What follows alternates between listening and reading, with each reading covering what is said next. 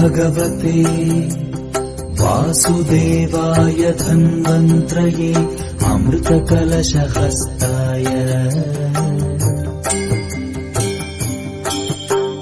सर्वामय विनाशनाय त्रैलोक्यनाथाय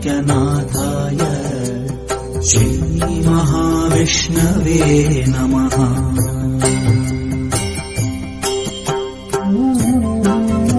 ॐ नमो भगवते वासुदेवाय धन्वन्त्रये अमृतकलशहस्ताय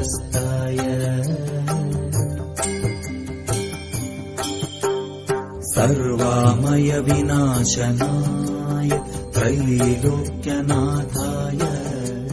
श्रीमहाविष्णवे नमः।